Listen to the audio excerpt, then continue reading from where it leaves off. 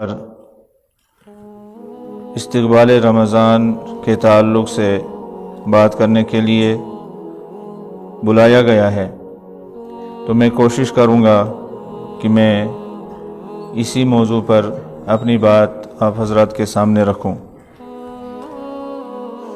अल्लाह ताला ने कुरान मजीद के अंदर इरशाद फरमाया है, ए ईमान वाले लोगों, तुम पर उसी तरह रोज़े फ़र्ज़ किए गए हैं जिस तरह से तुमसे पहली उम्मतों पर, तुमसे पहले लोगों पर रोज़े फ़र्ज़ किए गए थे।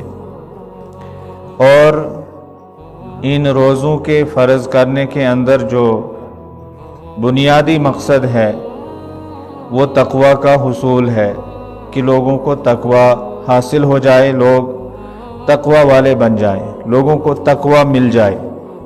तक़वा होता है अल्लाह ताला और उसके रसूल सल्लल्लाहु अलैहि वसल्लम के अहकामात को मानना और अल्लाह और उसके रसूल सल्लल्लाहु अलैहि वसल्लम की मना की हुई चीज़ों से रुकना और उनको छोड़ देना।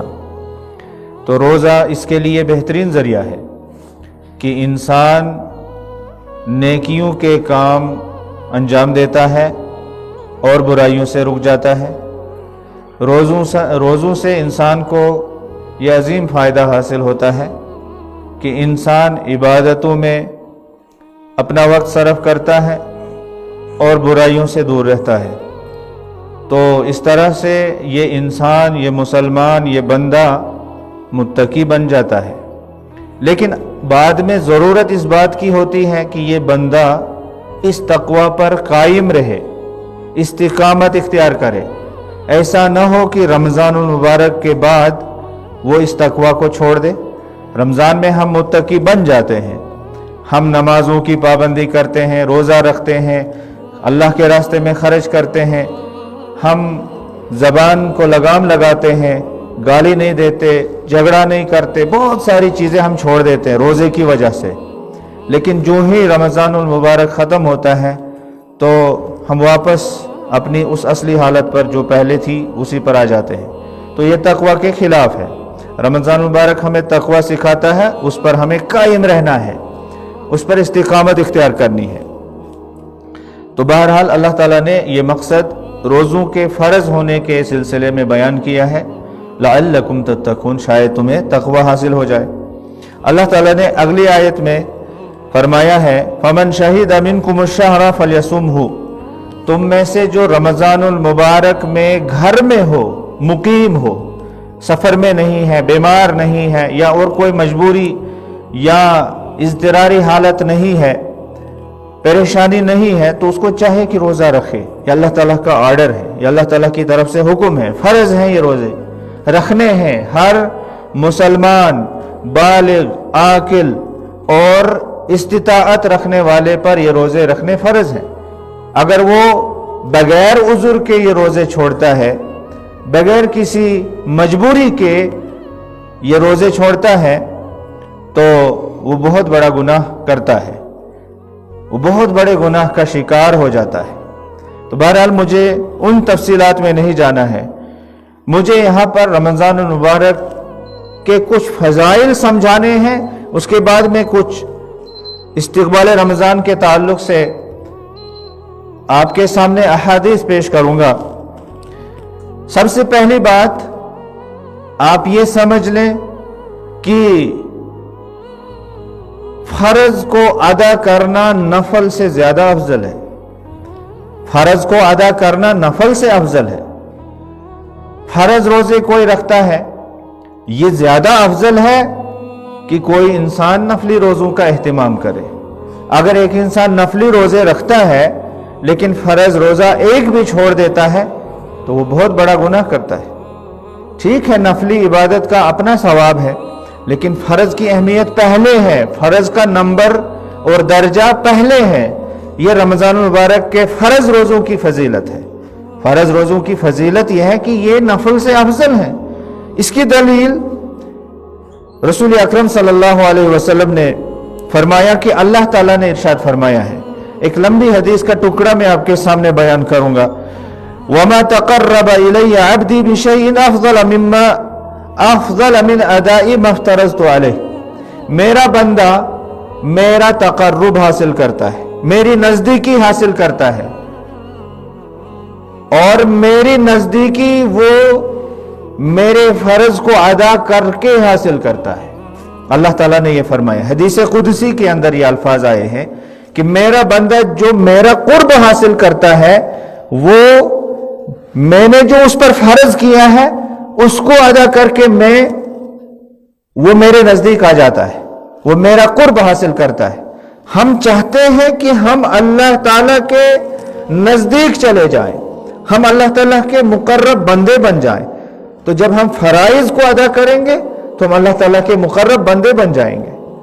تو پہلا نمبر فرائض کا ہے، اور انہی فرائض کو ادا کرنے سے اللہ تعالیٰ کے نزدیک بندہ چلا جاتا ہے۔ دوسرے الفاظ میں یہ بھی آیا ہے، اللہ تعالیٰ کو سب سے زیادہ محبوب فرض عبادت ہے، نفلی عبادت بھی کرنی ہے، اس کا بھی اہتمام کرنا چاہیے، لیکن اللہ تعالیٰ کو سب سے زیادہ محبوب اور پسند وہ عبادت ہے جو اللہ تعالیٰ نے ہم پر فرض کی ہے۔ تو روزہ اللہ تعالیٰ نے ہمارے اوپر فرض کیا ہے، تو یہی روزہ ہمیں کہاں پہنچائے گا؟ اللہ تعالیٰ کے نزدیک، اللہ تعالیٰ کا قرب حاصل ہوگا، ہم اللہ تعالیٰ کے خاص بندے بن جائیں گے اگر ہم ان روزوں کا اہتمام کریں گے، یہ روزے ہم اخلاص کے ساتھ رکھیں گے۔ اور اسی طرح سے اللہ تعالیٰ ہم سے خوش ہوگا، اللہ تعالیٰ ہم سے راضی ہوگا، اللہ تعالیٰ کو یہ فرض پسند ہے، فرض کو ادا کرنے والا بھی اللہ تعالیٰ کو پسند ہے۔ تو یہ روزے کی فضیلت ہے، یہ روزے کی عظمت ہے۔ اسی طرح سے روزے کی ایک اور عظمت جو قرآن کریم کے اندر بیان کی گئی ہے، اللہ تعالیٰ نے بیان کی ہے، فرمایا شہر رمضان الذی انزل فیہ القرآن، رمضان المبارک کا مہینہ وہ ہے جس میں قرآن کریم نازل ہوا۔ تو قرآن کریم ہم جانتے ہیں کہ یہ اللہ تعالیٰ کی کتاب ہے، اللہ تعالیٰ کا کلام ہے، اللہ تعالیٰ کے یہ کلمات ہیں، یہ اللہ رب العالمین کی باتیں ہیں۔ تو یہ اللہ تعالیٰ کی باتیں اتنی ہی زیادہ عظمت رکھتی ہیں جتنی عظمت اللہ تعالیٰ کی ہے۔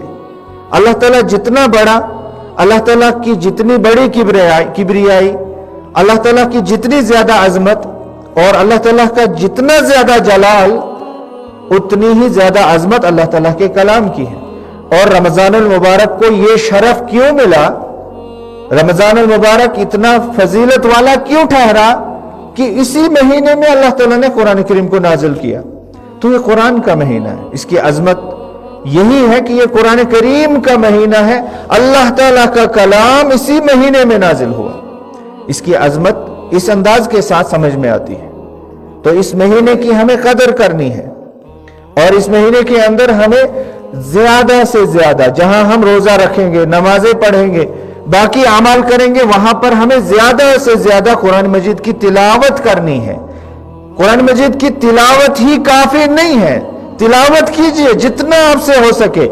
آپ 30 دنوں میں 30 بار قرآن مجید کو ختم کیجئے، اگر آپ کے اندر ہمت ہے۔ اللہ تعالیٰ نے آپ کو اگر اتنی ہمت دی ہے کہ آپ بہت زیادہ قرآن پڑھتے ہیں، بہت زیادہ تلاوت کرتے ہیں، لیکن میں یہ کہوں گا کہ تلاوت ہی کافی نہیں ہے۔ قرآن مجید کو کھولیے، اس کے اوراق میں جو لکھا ہے اس کو پڑھیے اور اس کو سمجھنے کی کوشش کیجیے، ساتھ میں تفسیر پڑھیے، ترجمہ پڑھیے، قرآن مجید کو سمجھنے کی کوشش کیجیے۔ یہ بنیادی مقصد ہے، تو یہ بھی ہمیں حاصل ہونا چاہیے اس مہینے کے اندر۔ یہی طریقہ ہے اور یہی تیاری ہے اس رمضان المبارک کی۔ رمضان المبارک کی تیاری کیسے کریں گے؟ کیا مطلب ہے اس تیاری کا؟ استقبال کا کیا مطلب ہوتا ہے؟ استقبال کا مطلب یہ ہوتا ہے کہ آنے والے مہمان کی عزت کرنا، اس کا جو حق ہے اس کو پورا کرنے کی کوشش کرنا، اس کے لیے انتظام کرنا۔ تو رمضان المبارک ہمارے پاس ایک مہمان کے طور پر آ رہا ہے، لیکن اس کے لیے تیاری یہ نہیں ہے کہ ہم دیکھیں ہمیں افطاری میں کیا کیا چیزیں ضرورت ہیں، سحری میں ہم کیا کیا کھائیں گے، دن کیسے کٹے گا۔ یہ تیاری نہیں. تیاری یہ ہے کہ ہمیں یہ سوچنا ہے کہ رمضان المبارک میں ہمیں کرنا کیا ہے. روزہ رکھنا ہے، نمازیں پڑھنی ہے اور گناہوں کو چھوڑنا ہے. اسی طرح قرآن کی تلاوت کرنی ہے، اللہ کے راستے میں حسب استطاعت حسب توفیق خرچ کرنا ہے. تو یہ رمضان المبارک آنے سے پہلے ہی اس چیز کی تیاری کر لینا، ذہن بنا لینا اور دماغ میں یہ بات بٹھا لینا، دل میں نیت کو پختہ بنا لینا اس چیز کے لیے. یہ ہے رمضان المبارک کی تیاری، یہ ہے استقبال.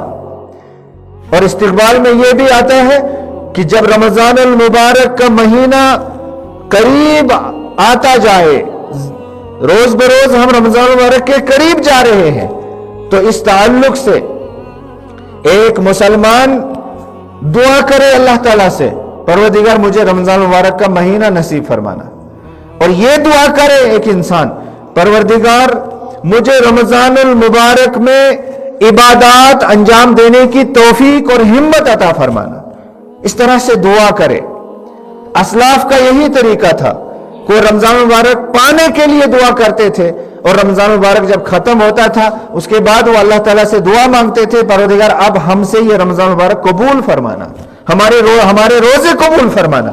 ان کا یہ معمول تھا، وہ ایسا ہی کیا کرتے تھے. اور اسی طرح سے استقبال رمضان اور رمضان المبارک کی تیاری کے سلسلے میں یہ بھی ہے کہ رمضان المبارک کا مہینہ جب قریب آ جائے اور انسان اب رمضان المبارک میں داخل ہونے والا ہو تو خوش ہو جائے، اس کے چہرے پر خوشی ہو، مسرت ہو. ایسا نہ ہو کہ وہ ناراض ہو، اس کو مشکل ہو جائے، وہ پریشان ہو جائے، وہ ڈر جائے، وہ خوف میں مبتلا ہو جائے. اب میں کیا کروں، اب مجھے کیا ہوگا؟ نہیں، ایسی کوئی بات نہیں ہے. رمضان المبارک کا مہینہ رحمت کا مہینہ، مغفرت کا مہینہ، جہنم سے آزادی حاصل کرنے کا مہینہ، قرآن کا مہینہ. اس میں خوشیاں ہی خوشیاں ہیں، ناراض ہونے کی، پریشان ہونے کی کون سی بات ہے؟ لہذا یہ جو رمضان المبارک اپنی بہت ساری سوغاتیں لے کر آ رہا ہے، اس کے لیے ہمیں خوش ہونا چاہیے، تیار ہونا چاہیے. آ رہے ہیں ہمارے مہمان، ہم اس کا استقبال کرنے کے لیے، گلے لگانے کے لیے، قدر کرنے کے لیے، عزت کرنے کے لیے، احترام کرنے کے لیے ہم تیار. یہ ہے رمضان مبارک کی تیاری، یہ ہے استقبال. تو اس طرح سے اللہ رب العالمین نے قرآن مجید کے اندر رمضان مبارک کی اہمیت اور اس کی فضیلت اور اس کی عظمت کو بیان کیا کہ جتنا عظیم اللہ رب العالمین کا قرآن ہے اتنی ہی عظمت رمضان مبارک کے مہینے کو حاصل ہے. لہذا اس مہینے کی قدر کرنی ہے. اور اسی طرح سے اس مہینے کی عظمت اور اس کی فضیلت اگلی آیات میں یا اگلی آیات کے کچھ الفاظ میں بھی اللہ تعالیٰ نے بیان کی ہے. جیسا کہ جو آیت میں نے آپ کے سامنے پڑھی اس کے آخر میں ہے لعلکم تتقون، شاید تمہیں تقوی حاصل ہو جائے، تمہیں تقوی مل جائے. تو یہ تقوی دنیا اور دنیا میں جو کچھ ہے اس سے بڑھ کر ایک عظیم دولت ہے. یہ تقوی، اس تقوی کی بہت اہمیت ہے. میں نے مختصراً آپ کو سمجھا دیا. دنیا اور دنیا میں جو کچھ بھی ہے اس سے بڑھ کر ہے یہ تقوی. اگر یہ تقوی اتنی عظیم دولت، اتنا بڑا خزانہ، اتنی قیمتی چیز اگر ہمیں روزے کے ذریعے سے حاصل ہو رہی ہے تو ہمیں یہ لے لینی چاہیے، اس کو ہاتھ سے نہیں جانے دینا چاہیے. یہ ہمیں ضرورت ہے، یہ ہمارے کام کی چیز ہے. اس سے ہماری دنیا بنے گی، اس سے ہماری آخرت بنے گی، اس سے ہم جنت میں جائیں گے، جہنم سے بچ جائیں گے. لہذا اس تقوی کو ہمیں اہمیت دینی ہے. یہ تقوی وہ چیز ہے جس کے لیے اللہ تعالیٰ نے تمام پیغمبروں کو وصیت کی.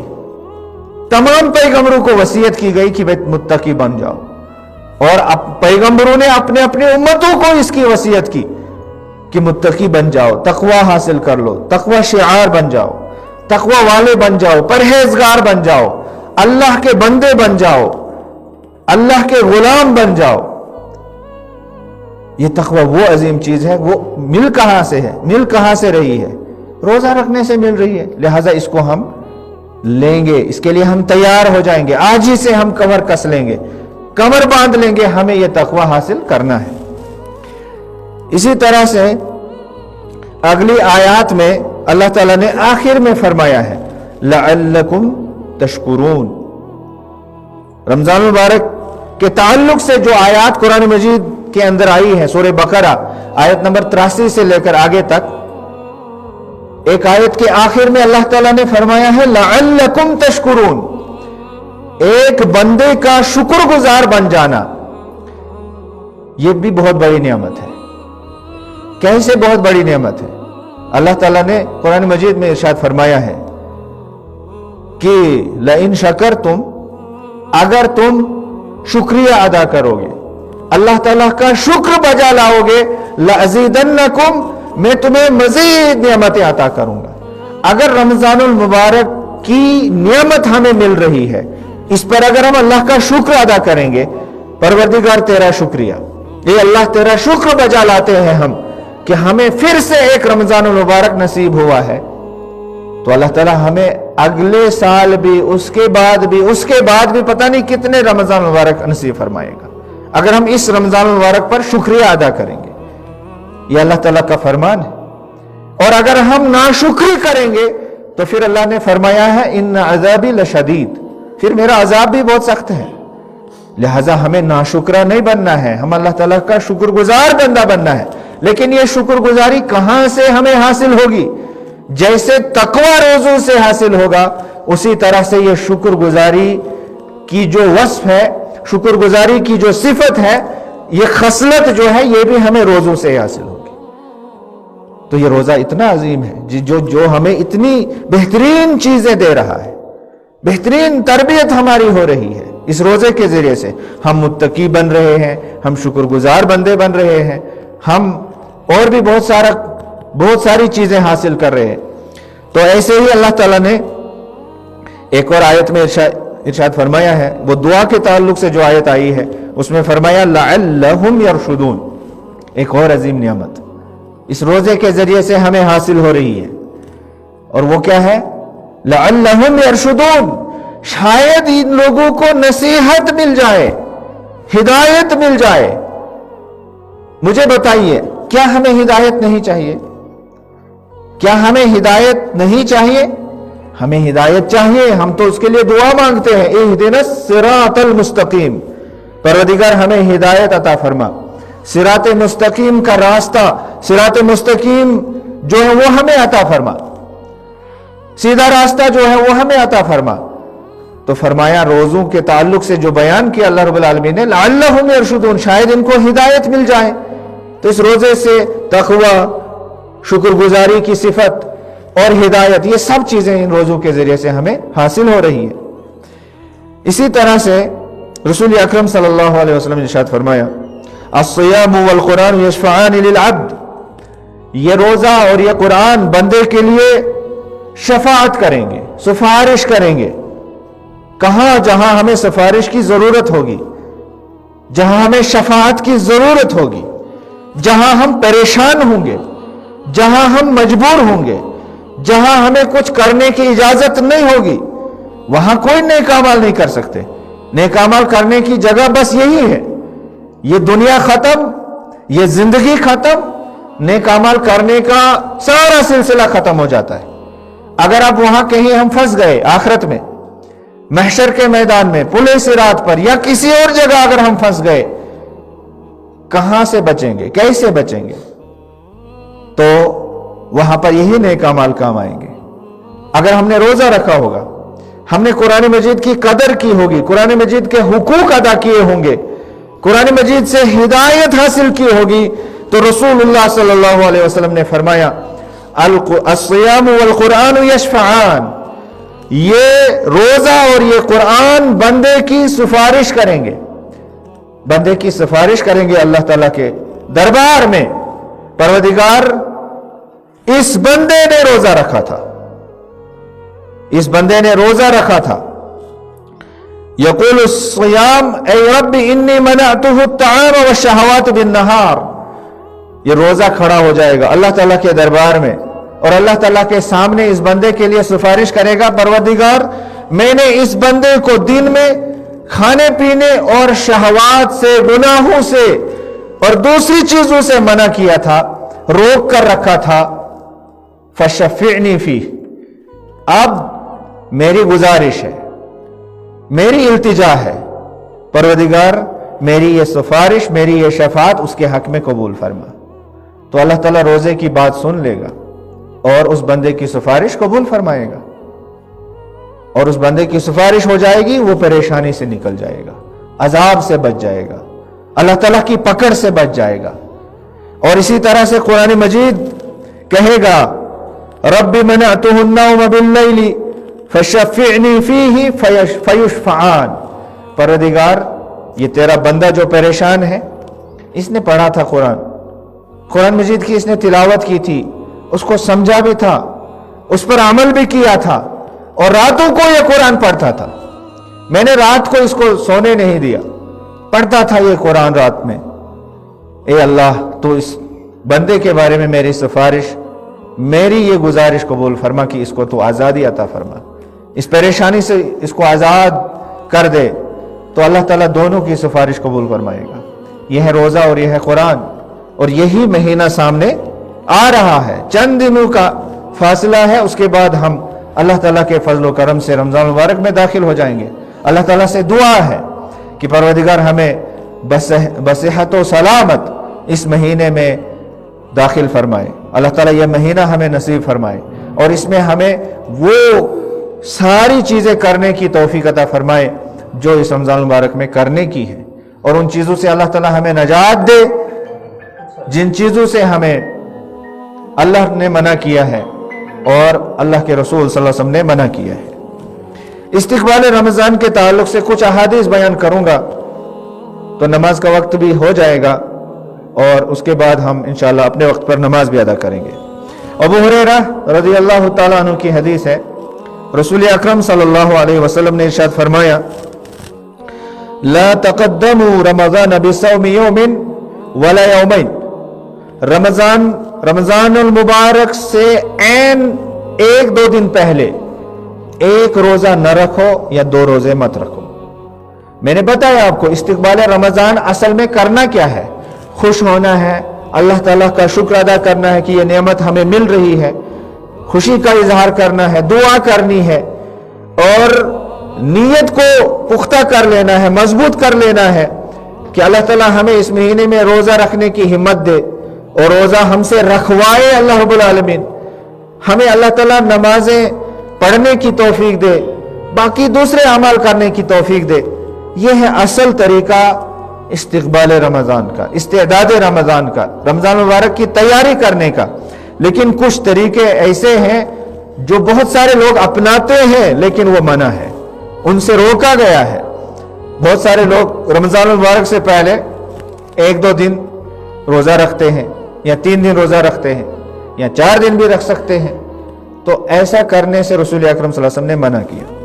اصل میں رسول اللہ صلی اللہ علیہ وسلم کا طریقہ یہ تھا کہ شعبان کے اکثر دنوں کا روزہ رکھتے تھے، شعبان کے مہینے میں اکثر دنوں کا روزہ رکھتے تھے، یہ رسول اکرم صلی اللہ علیہ وسلم کا طریقہ تھا۔ اگر کسی مسلمان کا یہی طریقہ ہے کہ وہ شعبان کے اکثر دنوں کا روزہ رکھتا ہے، ایک دن روزہ رکھتا ہے اور ایک دن روزہ چھوڑ دیتا ہے، اور اسی طرح سے آخر تک وہ کرتا ہے، اس کے لیے منع نہیں ہے، کیونکہ اس کی اپنی عادت ہے، وہ ایسا کرتا ہے۔ لیکن اب اگر وہ آدھے شعبان کے بعد سے روزہ رکھنا شروع کرے، اس سے منع کیا گیا ہے، جیسا کہ حدیث ہے اِذَا انْتَسَبَ شَعْبَانُ فَلَا تَصُومُوا، جب شعبان کا مہینہ آدھا ہو جائے اب روزہ رکھنا شروع مت کرو، اب آدھے رمضان کے آدھے شعبان کے بعد روزے رکھنا شروع مت کرو۔ تو اسی سلسلے میں یہ بھی آیا ہے کہ اگر کوئی شخص رمضان مبارک سے پہلے ایک دن یا 2 دن کا روزہ رکھتا ہے تو اس سے منع کیا رسول اکرم صلی اللہ علیہ وسلم نے، اور جو منع کیا رسول اکرم صلی اللہ علیہ وسلم نے اس کو چھوڑ دینا ہے۔ وَمَا نَهَاكُمْ عَنْهُ فَانْتَهُوا، جس سے رسول اللہ صلی اللہ علیہ وسلم منع کریں اس کو چھوڑ دو، یہ ہمیں حکم ہے۔ ابھی آپ سن رہے تھے اطیعوا اللہ و اطیعوا الرسول، اللہ کی اطاعت کرو اور رسول صلی اللہ علیہ وسلم کی اطاعت کرو. تو چھوڑ دینا ہے. اگر ایسا کوئی کرتا ہے صرف رمضان مبارک سے 1-2 دن پہلے روزہ رکھنا شروع کرتا ہے یا 3 دن یا 4 دن, تو اس کے لیے یہ جائز نہیں ہے. اس کو چاہیے کہ چھوڑ دے ایسا کرنا. فرمایا رسول اللہ صلی اللہ علیہ وسلم نے اِلَّا رَجُلٌ كَانَ يَصُومُ صَوْمًا فَلْيَصُمْهُ, ہاں اگر کوئی شخص یہ روزہ اس دن کا روزہ رکھتا ہے, اس کی عادت ہے, تو وہ ان دنوں کا بھی روزہ رکھ سکتا ہے. اب وہ کیا ہوا, اس کی مثال میں آپ کے سامنے بیان کروں گا. وہ یہ ہے کہ رمضان المبارک سے پہلے سوموار کا دن آتا ہے. رمضان المبارک سے 1 دن پہلے یا 2 دن پہلے سوموار کا دن آتا ہے, اور اس انسان کی عادت ہے کہ ہر سوموار کو روزہ رکھتا ہے, تو یہ اپنی عادت کا روزہ رکھے گا, نہ کہ رمضان المبارک کے استقبال میں روزہ رکھے گا. یا رمضان المبارک سے پہلے اگر جمعرات کا دن آ رہا ہے, ہو سکتا ہے کبھی رمضان المبارک سے 1 دن پہلے جمعرات ہو یا 2 دن پہلے جمعرات ہو, تو وہ اپنی جمعرات کا روزہ رکھے گا, کوئی حرج نہیں ہے, کیونکہ یہ وہ روزہ نہیں ہے جو منع کیا گیا ہے. یہ تو اپنی عادت کا اس کا روزہ ہے, ہفتے کی عادت جو اس کو ہے جمعرات اور سوموار کا روزہ رکھنے کی. تو خصوصی طور پر صرف رمضان المبارک سے پہلے کا روزہ رکھنا یہ منع ہے. اس کے بعد دوسری حدیث ہے, عامر بن قیس ابو اسحاق سے روایت کرتے ہیں, کہتے ہیں کہ ہم عمار بن یاسر رضی اللہ تعالیٰ عنہ کے پاس تھے. ایک بھنی ہوئی بکری لائی گئی, کسی نے بکری کو ذبح کیا, اس کو تیار کیا اور اس کو آگ پر بھنا گیا. تو عمار بن یاسر رضی اللہ تعالیٰ عنہ کے سامنے اس کو دسترخوان پر لگا دیا گیا. تو عمار بن یاسر رضی اللہ تعالیٰ عنہ نے لوگوں سے کہا, کھاؤ, یہ بکری ہے, تیار ہے, بھنی ہوئی بکری ہے, کھاؤ اس کو. تو کچھ لوگوں نے کھانے سے ہاتھ روک لیا, کہا نہیں ہم نہیں کھائیں گے, ہم نے روزہ رکھا ہوا ہے.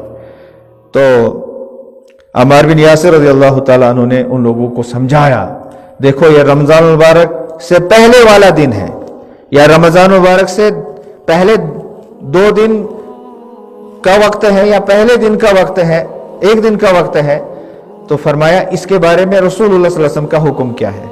کہا من صام یوم شک, جس نے شک کے دن کا روزہ رکھا, فقد عصى ابا القاسم صلی اللہ علیہ وسلم, جس نے شک کے دن کا روزہ رکھا اس نے محمد کریم صلی اللہ علیہ وسلم کی نافرمانی کی.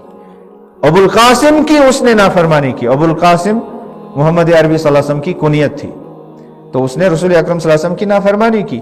بہت سارے لوگ یہ خیال کرتے ہیں, کیا پتہ آج ہی رمضان ہو, کیا پتہ کل سے ہی رمضان شروع تھا, لہذا وہ اس شک میں رہ کر کل سے ہی روزہ رکھنا شروع کر دیتے ہیں. کل کا بھی, آج کا بھی, اب پرسوں سے تو رمضان کا اعلان ہو ہی جائے گا, تو اس کا تو رکھنا ہی رکھنا ہے. تو وہ شک کی وجہ سے روزہ رکھتے ہیں, کیا پتہ ہم سے رمضان مبارک کا 1 دن چھوٹ گیا ہو, کیا پتہ. تو شریعت کے اندر اس چیز کی کوئی گنجائش نہیں ہے. شریعت کی جو تعلیمات ہیں وہ واضح ہیں, وہ دلائل پر مبنی ہے, وہ شہادات پر مبنی ہے. اسی لیے رسول اللہ صلی اللہ علیہ وسلم نے ارشاد فرمایا, حدیث کے اندر آیا ہے, فرمایا لا تصوموا حتى تروا الهلال, تب تک روزہ مت رکھو جب تک نہ تم چاند دیکھ لو. چاند دیکھو, اگر ایک بھی مسلمان چاند دیکھنے کی گواہی دیتا ہے, روزے کا اعلان کر دو, اگلے دن روزہ شروع. تو چاند پر دار و مدار ہے.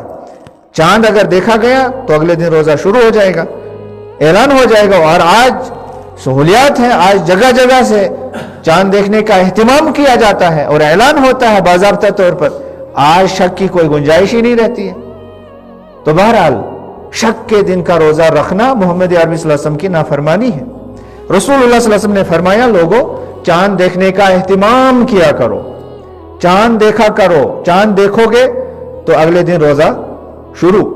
اور اگر 29ویں شعبان کو چاند نہیں دکھایا, چاند نہیں دکھا, کسی نے نہیں دیکھا چاند, تو پھر شعبان کے 30 دن پورے کر لو, اس کے بعد چاند دیکھنے کی ضرورت نہیں ہے, کیونکہ شعبان کے 30 دن پورے ہو گئے, اگلے دن سے رمضان ہی رمضان ہے, اگلے دن سے رمضان المبارک شروع ہے.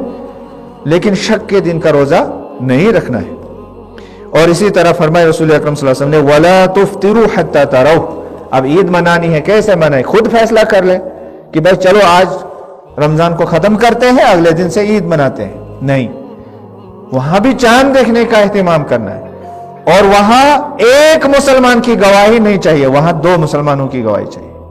وہاں 2 مسلمان گواہی دینے چاہیے کہ ہم نے چاند دیکھا ہے، اور وہ سچے پکے مسلمان ہونے چاہیے.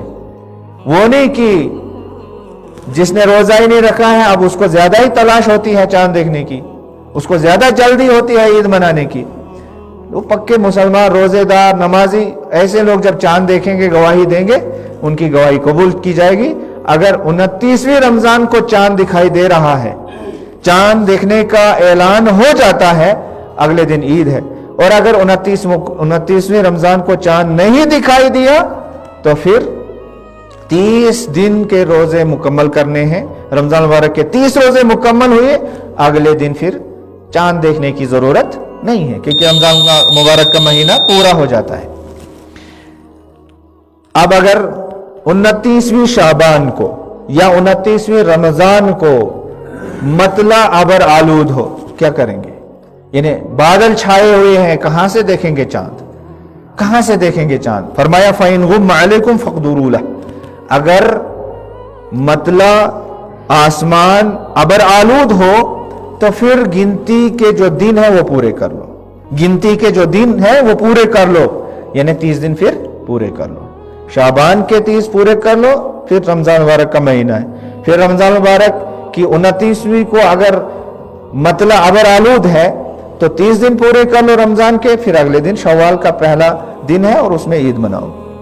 اسی طرح سے رسول اکرم صلی اللہ علیہ وسلم کی ایک حدیث میں بیان کروں گا، اسی پر بات ختم ہوگی، کہ رسول اللہ صلی اللہ علیہ وسلم جب رمضان مبارک کا مہینہ قریب ہوتا تھا، 1-2 دن پہلے رسول اکرم صلی اللہ علیہ وسلم صحابہ کے سامنے کھڑے ہوتے اور صحابہ کو خوشخبری سناتے، صحابہ کو بشارت سناتے.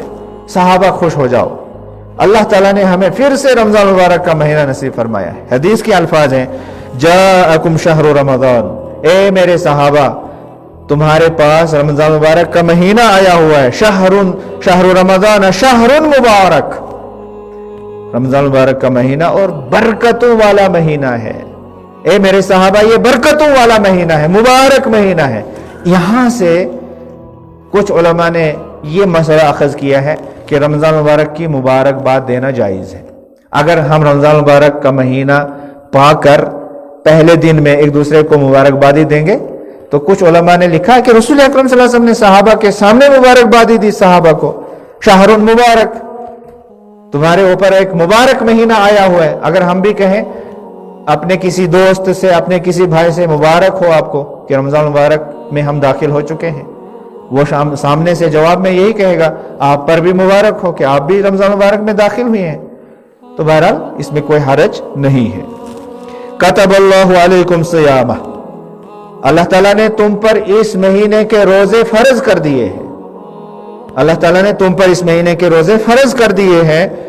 فیہ تفتح ابواب الجنان، اس مہینے میں جنت کے دروازوں کو کھول دیا جاتا ہے، جنت کے دروازوں کو کھول دیا جاتا ہے. یہ رمضان کی عظمت ہے، رمضان کی فضیلت ہے.